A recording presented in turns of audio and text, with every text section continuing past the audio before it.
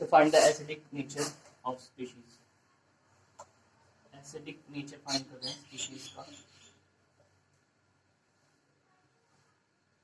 Generally हम किसकी बात कर रहे हैं?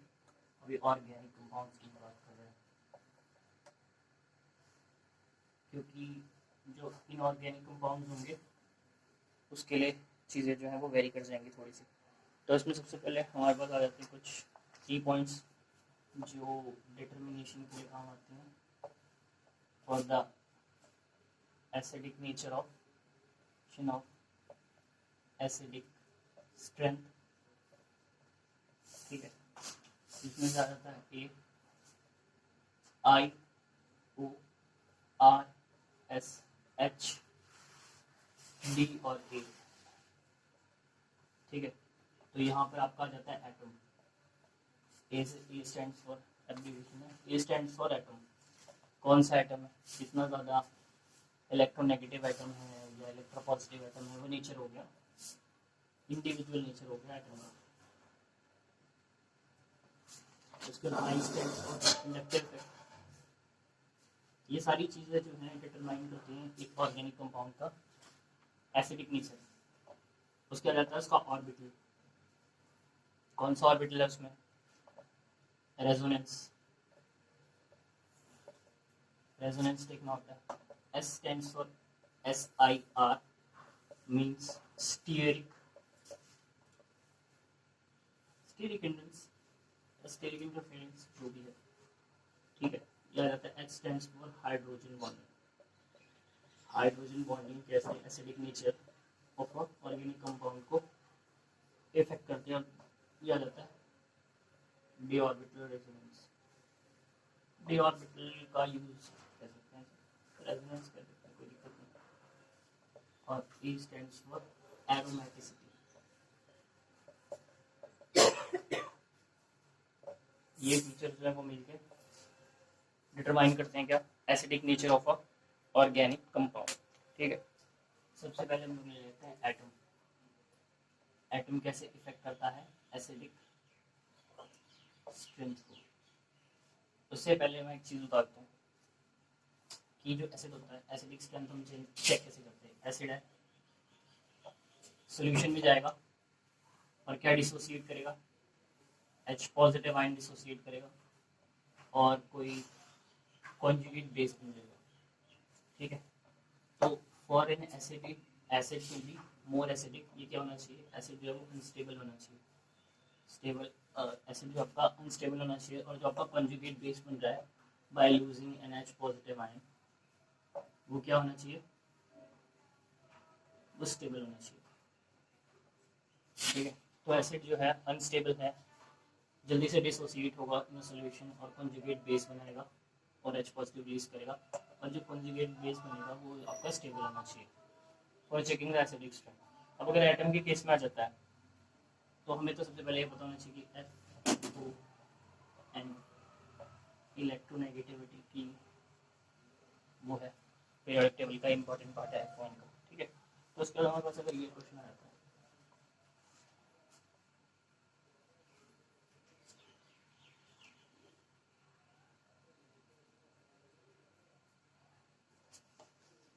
और पूछ लिया कि ये आपका पार्ट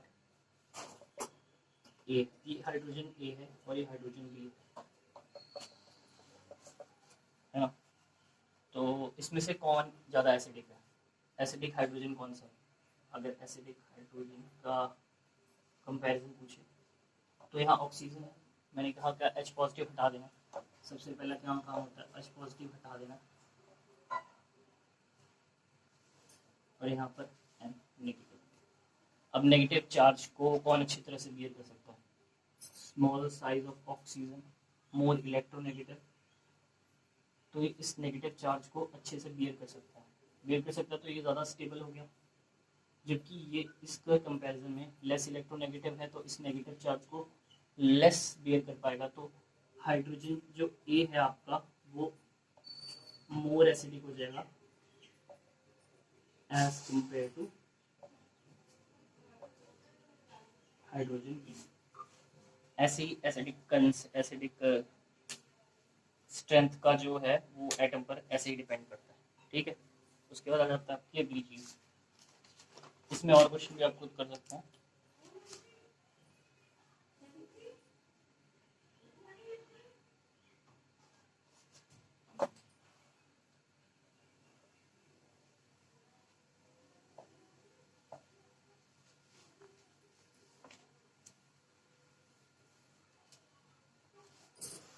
दूसरा पार्ट आता है रेजोनेंस का। रेजोनेंस एसिडिक स्ट्रेंथ को कैसे डिफाइन करता है? लाइक इन केस अगर मेरे पास एग्जांपल आ जाए,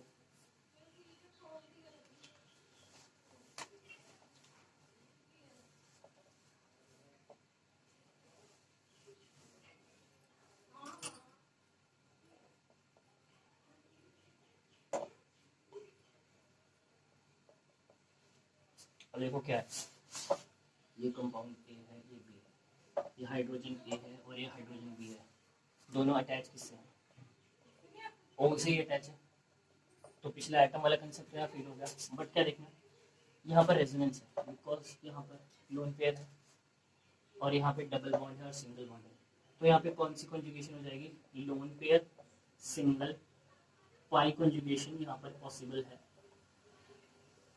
जिसकी वजह से यहाँ पर pi single lone pair conjugation available है। इसकी वजह से यहाँ पे रेजोनेंस हो जाएगा और रेजोनेंस जो है वो एक कंपाउंड को ज़्यादा स्टेबल बना देगी।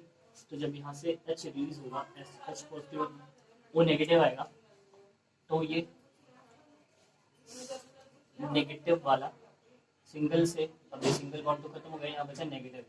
तो यहाँ lone pair negative pi bonding आ जाएगी जिनकी रेजोनेंस पॉसिबल है। और ये 1B इक्विवेलेंट रेजोनेंस रही है, तो ये जो है H पॉजिटिव ए वाला ज़्यादा रिलीज होगा एज कम्पेयर टू बी। तो HA will be more acidic. ठीक है,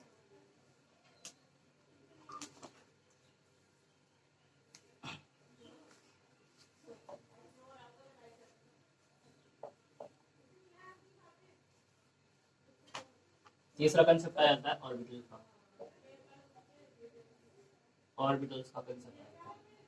ऑर्बिटल्स क्या होते हैं? एस होता है, पी होता है, डी होता है, एफ होते हैं। ठीक है, बट एसिडिक स्ट्रेंथ में अगर हम बात करें तो एसिडिक स्ट्रेंथ तभी देखी जाती है जब किसी एसिड से कॉन्जुगेट बेस बनता है और वो बेस कितना स्टेबल है। लेकिन केस अगर मैं इनऑर्गेनिक का ले लूँ तो HCl है, Cl नेगेटिव रिलीज हुआ और H पॉजिटिव बना। तो ये क्लोरीन कितना स्टेबल है इस पर डिपेंड करता है कि क्लोरीन नेगेटिव चार्ज को कितना ज़्यादा अच्छे से बियर कर सकता है, हैंडल कर सकता है, अपने ऊपर डिस्पर्स कर सकता है। वही उसकी एसिडिक स्ट्रेंथ को डिफाइन करता है। तो अगर ये मतलब जो ये आपका Cl नेगेटिव है ये अच्छे से यहाँ पर डिस्पर्स हो रखा है तो ये ज़्यादा एसिडिक होगा। नहीं हो रहा है, स्टेबल नहीं है उस पर, तो वो उतना ही कम एसिडिक हो जाएगा। क्योंकि तो ये कॉन्जुगेट बेस की स्टेबिलिटी ही बताती है चीज़। तो इन केस अगर मैं ऑर्बिटल की बात कर लूँ, लाइक इन केस कहीं ट्रिपल बॉन्ड होगा तो वहाँ पर sp हाइब्रिडाइजेशन होगी, जहाँ डबल बॉन्ड होगा वहाँ sp2 हाइब्रिडाइजेशन होगी और जहाँ सिंगल होगा वहाँ पे sp3 हाइब्रिडाइजेशन होगी। तो मान लो अगर एक यहाँ पे कार्बन है, इस पे नेगेटिव चार्ज है, ये है, इस पे नेगेटिव चार्ज आएगा, तो क्या होगा? एक sp3 वाले कार्बन पे नेगेटिव आया, sp2 वाले कार्बन पे नेगेटिव चार्ज आया, sp वाले पे आया। तो यहाँ s परसेंटेज कितना है? 50%, 1/2 ऑफ 100 है। यहाँ s परसेंटेज कितना है? 33%, 1/3 ऑफ 100 है। और यहाँ s परसेंट है 1/4 ऑफ 100, 25%। तो s परसेंट जो है वो आपका एसिडिक स्ट्रेंथ डिफाइन करता है, क्योंकि s जो होता है स्फेरिकल आपका orbital, it is the most smallest orbital. ठीक है, स्मॉल होने की वजह से इलेक्ट्रोनेगेटिविटी अगर आप चेक करेंगे तो वो इनवर्सली प्रोपोर्शनल टू साइज होती है। या फोन में भी चेक कर सकते हैं कि ऐप जो है वो सबसे छोटा होता है। तो क्या है, जितना ज़्यादा छोटी चीज़ उतना ज़्यादा इलेक्ट्रोनेगेटिव, जितना ज़्यादा इलेक्ट्रोनेगेटिव उतना नेगेटिव चार्ज बियर करने की उसकी क्षमता, कैपेबिलिटी। तो यहाँ सबसे ज़्यादा sp हैंडल करेगा नेगेटिव चार्ज को, फिर ये और फिर ये। तो ये भी आपकी एसिडिक स्ट्रेंथ हो जाएगी। ठीक है, मतलब कि ये मोर एसिडिक स्ट्रेंथ या स्टेबिलिटी ऐसे रहेगी आपकी। डन हो गया ऑर्बिटल वाला कंसेप्ट। होता है आपका इंडक्टिव इफेक्ट। इंडक्टिव इफेक्ट कैसे डिफाइन करता है? सबसे इंपॉर्टेंट चीज है इंडक्टिव इफेक्ट कब एप्लीकेबल होता है। इंडक्टिव इफेक्ट हम एक पिछली वीडियो में भी कर चुके हैं, तो बार बार इंडक्टिव इफेक्ट नहीं करेंगे, बस मैं एक पॉइंट यहाँ पे जरूरी है वो मेंशन कर दे रहा हूँ कि हमेशा इंडक्टिव इफेक्ट लगाने से पहले रेफरेंस ग्रुप जो है वो सेम होना चाहिए कंपेयरिंग स्पीशीज में। जिसे आप कंपेयर कर रहे हैं उन स्पीशीज में रेफरेंस ग्रुप जो है वो सेम होना चाहिए। एज इन अगर मैं एग्जांपल लूँ तो अगर ये CH3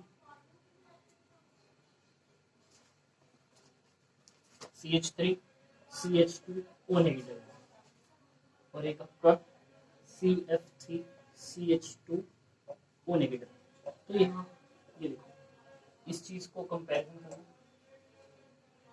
या O नेगेटिव की जगह मैं ले लेता हूँ NH नेगेटिव।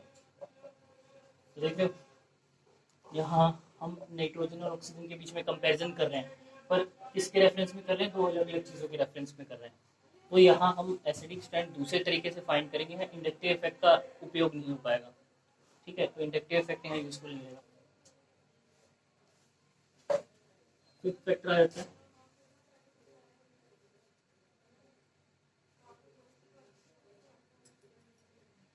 आ जाता है स्टीरिक इनहिबिशन इफेक्ट। जैसे कि अगर मैं एनिलीन का एग्जांपल लेता हूँ, एनिलीन आपका है, ठीक है, और आपका मैं दूसरा ले लेता हूँ example aniline with 2 methyl group. ठीक है क्या? तो ये दो बल्की ग्रुप है और यहाँ पर क्या होगा आपके हाइड्रोजन होगा। तो हाइड्रोजन जो है वो स्मॉल ग्रुप है, तो क्या होगा ये इसको यहाँ से पुश करेगा और इसको यहाँ से पुश करेगा। ये एसिडिक स्ट्रेंथ में क्यों डिस्कस कर रहा है मैं बताऊंगा, बट ये इसको यहाँ से पुश करेगा, ये इसको यहाँ से पुश करेगा और फाइनली ये आपका जो NH2 है ये आउट ऑफ द प्लेन चला जाएगा। ठीक है, ये आउट ऑफ द प्लेन चला गया। अब मैंने एक एरोमेटिक वाले कंसेप्ट में बताया है कि जो आपका रेजोनेंस होता है, जो फ्लो होता है, जो कंजुगेशन होता है, वो तब तक वैलिड होता है जब चीजें जो है वो एक सेम प्लेन में रहें। बट अब क्या है, ये आपका ये यहाँ पर पड़ा है बेंजीन और NH2 ऊपर को हो गया, प्लेन से ऊपर चला गया, बढ़ती ऊपर चला गया। तो क्या होगा, इसने कंजुगेशन तोड़ दी। अभी NH2 जो है वो कंजुगेशन में पार्टिसिपेट नहीं करेगा। ठीक है, तो अगर इनकेस हम एसिडिक स्ट्रेंथ चेक करें, अगर हम एसिडिक स्ट्रेंथ चेक करें तो हमें एक हाइड्रोजन यूज करना पड़ेगा, यहाँ NH नेगेटिव आएगा।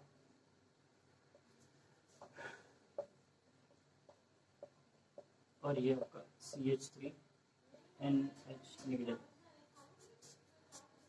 तो आपका ये जो है यहाँ शिफ्ट होगा और ये आपका नेगेटिव चार्ज है वो कंजुगेशन में पार्टिसिपेट करेगा, तो ये स्टेबल हो जाएगा। जबकि ये आउट ऑफ द प्लेन जाने की वजह से कंजुगेशन में पार्टिसिपेट नहीं करेगा और ये दोनों अपनी प्लस से जो है, मतलब इस चीज़ के बारे में बात नहीं करनी, बट अगर इस चीज़ की बात करें NH नेगेटिव केस के कंपेरिजन में, तो ये रेजोनेंस में पार्टिसिपेट ही नहीं होगा। तो यहाँ रेजोनेंस खत्म, तो स्टेबिलिटी भी कम हो जाएगी। ठीक है, तो ये था स्टीरिक इनहिबिशन इफेक्ट। अब इसमें कुछ पॉइंट पता होने चाहिए कि कौन कौन सी चीजें स्टीरिक इनहिबिशन नहीं करती हैं। नॉट इनहिबिशन,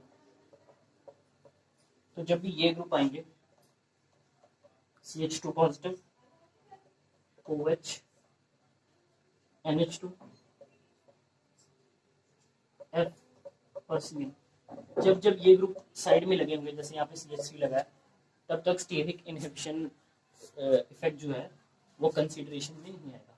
ठीक है, तो वो उसको आउट ऑफ द प्लेन नहीं भेज पाएंगे। बल अगर CH3 आ गया, ये बल्कि ग्रुप है, इसको पुश करेगा और आउट ऑफ द प्लेन गया, एरोमेटिसिटी टूटी और जिसकी वजह से रेजोनेंस खत्म और स्टेबिलिटी कम, क्योंकि यहाँ stability maintain.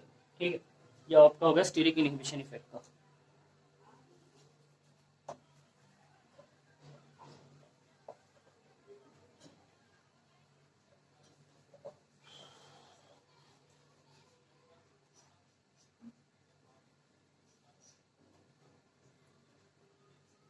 Stearic inhibition effect में भी एक ऑर्थो इफेक्ट बड़ा इंपॉर्टेंट आ जाता है,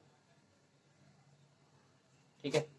ऑर्थो इफेक्ट हम लोग COH के डिस्कस करेंगे क्योंकि हम यहाँ एसिडिक स्पेंड डिस्कस करेंगे। तो लेट्स सपोज कि ये COH है, नो डाउट एसिडिक होता है, बट इसका इफेक्ट क्या है, जैसे आप यहाँ चेक करोगे एसिडिक स्ट्रेंथ करने से पहले हम उसका H पॉजिटिव जो है वो बाहर निकाल देते हैं, इसका H पॉजिटिव बाहर निकाला तो ये COO नेगेटिव और ये, ठीक है, ये है। अब क्या है, अगर मैं इसके यहाँ एडजेसेंट कोई भी ग्रुप अटैच कर दूँ, सपोज मैंने CH3 अटैच कर दिया है ना, CH3 क्या करेगा, इलेक्ट्रॉन को यहाँ देगा, अपनी तरफ से देगा, है ना, और यहाँ पर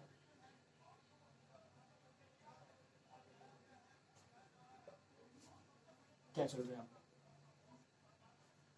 ये बेसिकली क्या करेगा, यहाँ पे ये CH3 जो है ये बल्कि ग्रुप है, तो यहाँ ना इसको यहाँ से आउट ऑफ द प्लेन कर देगा, ठीक है।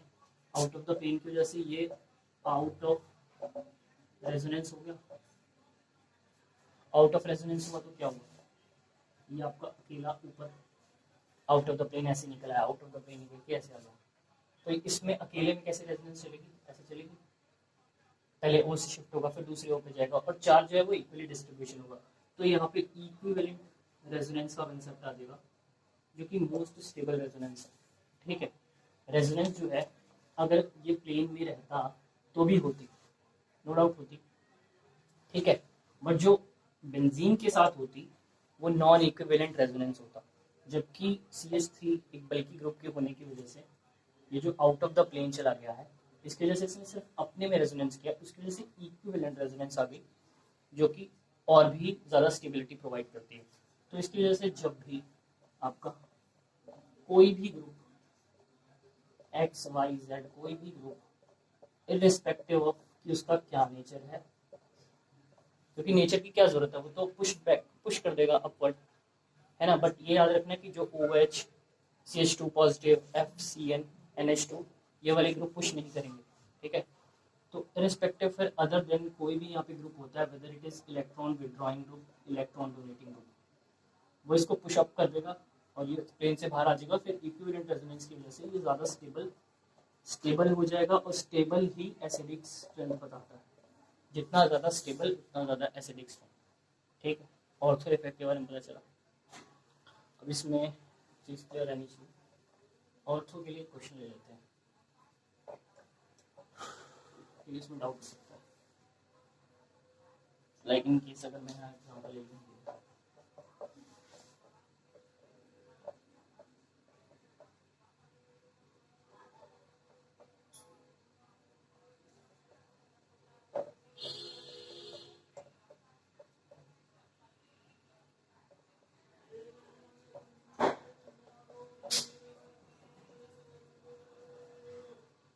ये A है, ये B है, ये C है, ये D है, मैंने पूछा स्टेबिलिटी बताओ या एसिडिक स्ट्रेंथ बताओ इसकी, ठीक है, स्टेबिलिटी या एसिडिक स्ट्रेंथ बताओ, तो मैंने क्या किया, ऑर्थो इफेक्ट की वजह से ये आउट ऑफ द प्लेन जाएगा, इक्विवेलेंट रेजोनेंस आएगी, तो सबसे ज़्यादा एसिडिक तो आपका B होगा, ठीक है। और उसके बाद 3 जगह है, एक खाली है, ये 2 ग्रुप अटैच है, ये कहाँ पोजीशन पे पड़ा है, मेटा पे पड़ा है और ये पैरा पे पड़ा है, ठीक है।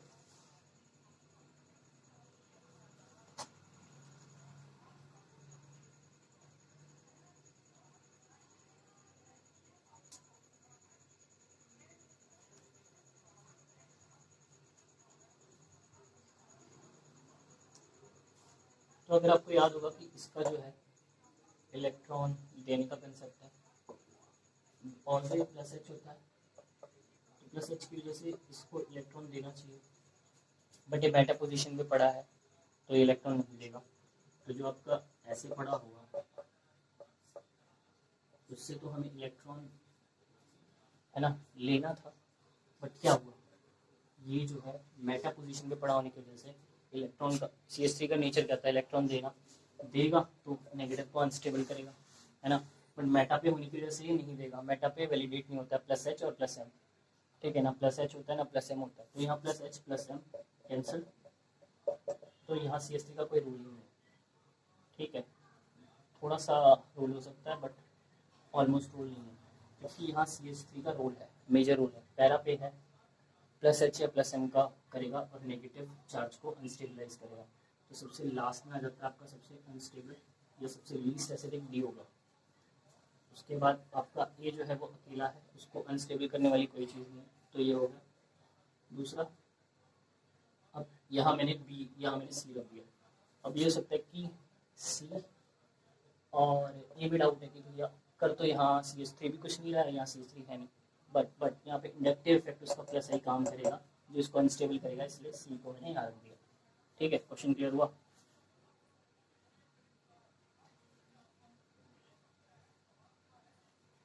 ठीक,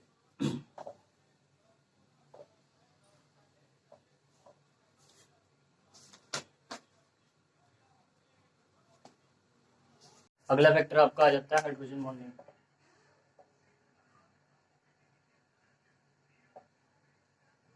हाइड्रोजन बॉन्डिंग कैसे अफेक्ट करता है एसिडिक स्ट्रेंथ को। ठीक है, तो क्या होता है हाइड्रोजन बॉन्डिंग बेसिकली पहले होता था, हाइड्रोजन बॉन्डिंग पता होना चाहिए, कोई भी FON जो कि FON जो है वो क्या बनाता है, फोर्सेस ऑफ अट्रैक्शन बनाता है किसके बीच में, उस हाइड्रोजन के साथ जो या तो F से कनेक्टेड हो, O से कनेक्टेड हो या N से कनेक्टेड हो। तो क्या होता है, this is actually not a bond, it's just a forces of attraction between hydrogen and FON। और कंडीशन क्या रहेगी, जो H है ये इन तीन में से किसी से कनेक्टेड होना चाहिए। यहाँ क्या अटैच है उससे फर्क नहीं पड़ता है, यहाँ पता होना चाहिए। ठीक है, तो हाइड्रोजन बॉन्डिंग पहले समझ आ गई। फिर अब हाइड्रोजन बॉन्डिंग कैसे इम्पैक्ट डालेगी एसिडिक स्ट्रेंथ पे ऑर्गेनिक कंपाउंड में, ये देखते हैं। सबसे पहले मेरे पास ये है OH फिनोल, ये है मेरे पास OH NO2, क्या होगा ऑर्थोनाइट्रोफिनोल, और एक आ गया मेरे पास पैरा नाइट्रोफिनोल है ना, ABC। और एसिडिक स्ट्रेंथ H पॉजिटिव निकालना पड़ेगा, क्या बन जाएगा O negative NO2 O negative NO। But क्या होता है, बिकॉज ऑफ यहाँ OH और NO2 क्लोज प्रॉक्सिमिटी में है, तो इनके बीच में यूनिवर्सल है कि ऑर्थोनाइट्रोफिनोल में इंट्रामोलिकुलर हाइड्रोजन बॉन्डिंग फॉर्म हो जाती है। इंट्रामोलिकुलर हाइड्रोजन बॉन्डिंग क्या है, मॉलिक्यूल के बीच में ही हाइड्रोजन बॉन्ड फॉर्म हो जाना। ठीक है, एक होता है डिफरेंट मॉलिक्यूल्स के बीच में वो इंटरमॉलिक्यूल हो जाता है, intra means in between the same molecule. तो यहाँ इंट्रामोलिकुलर हाइड्रोजन बॉन्डिंग बन गई, जो हाइड्रोजन एसिडिक नेचर को प्रूव करने के लिए ब्रेक होने वाला था वो NO2 के साथ अटैच हो गया और स्ट्रांगली अटैच हो गया। हाइड्रोजन बॉन्डिंग बहुत स्ट्रांग होती है, जो फोर्स ऑफ अट्रैक्शन होती है, तो ये हाइड्रोजन अनअवेलेबल हो गया।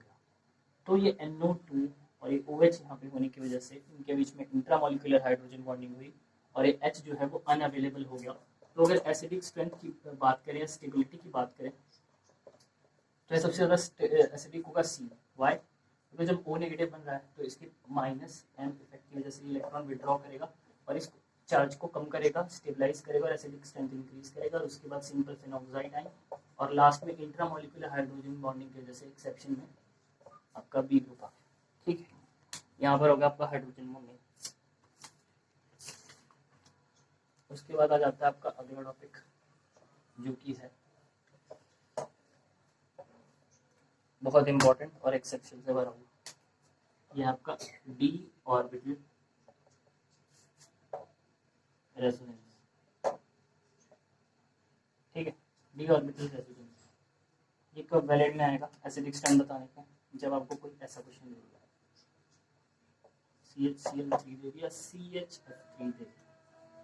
अब इसमें एसिडिक स्ट्रेंथ क्या बताओगे, एक बंदा देखता है F है, इंडक्टिव इफेक्ट स्ट्रांग होगा बिकॉज ऑफ हाई इलेक्ट्रोनेगेटिविटी, तो ये लगा देता है एसिडिक स्ट्रेंथ, जो कि है गलत। यहाँ पे चेक करना होता है, पहले तो आपको हाइड्रोजन रिलीज करना है। हाइड्रोजन रिलीज करने के बाद आपके पास क्या बना, एक ये बना, इधर ये बना, ठीक है बना। Inductive effect no doubt F का होगा अच्छा, बट उससे भी पहले हमें पता है कि रेजोनेंस जो चीज़ है ये डिसाइडिंग फैक्टर है, प्रोमिनेंट फैक्टर है as compared to inductive effect. तो यहाँ क्या होता है, क्लोरीन जो है वो आपका, इसमें होते हैं empty D orbital periodic table में नीचे होने की वजह से इसके पास एम्प्टी डी ऑर्बिटल होते हैं, जबकि एफ सेकंड पीरियड में होने की वजह से इसके पास एम्प्टी डी ऑर्बिटल नहीं होते हैं। तो क्या होता है, ये क्या होगा, इसका एक अनहाइब्रिडाइज फुल्ली फिल्ड ऑर्बिटल होगा, नेगेटिव चार्ज पड़ा होगा, वो नेगेटिव चार्ज इधर शिफ्ट हो जाएगा। शिफ्ट होने की वजह से क्या आएगा, रेजोनेंस जनरेट होगा, डी ऑर्बिटल रेजोनेंस जनरेट होगा और उससे चार्ज का फ्लो होगा, डिस्पर्जन ऑफ चार्ज होगा, चार्ज कम होगा, स्टेबिलिटी ज़्यादा हो जाएगी, तो आपका ए एसिड जो है वो स्ट्रॉन्गर एसिड हो जाएगा। ठीक है, ये कंसेप्ट है, बहुत इंपॉर्टेंट है, बिना देखे अगर टिक लगा दिया तो फिर ये क्या क्वेश्चन, एरोमेटिक कैरेक्टर कैसे डिसाइड करता है एसिडिक स्ट्रेंथ, बहुत इंपॉर्टेंट है। और इसको करने के लिए आप पिछली एक वीडियो रेफर कर सकते हो, उसमें मैंने एरोमेटिक कंसेप्ट के ही ऊपर हैकल्स लॉ और सारा कुछ डिस्क्राइब किया हुआ, उसमें आपको पूरा पता चल जाएगा कि कैसे एरोमेटिक कैरेक्टर जो है वो डिसाइडिंग फैक्टर है, कैसे कोई चीज़ आउट ऑफ द प्लेन चली जाती तो रेजोनेंस ब्रोक हो जाता है। तो ये सब चीज़ें उसमें वीडियो में मेंशन है, दोबारा करने की जरूरत नहीं है, ये टॉपिक ब्रॉड है थोड़ा, तो इसमें डालना भी ठीक नहीं रहेगा। ठीक है, थैंक यू।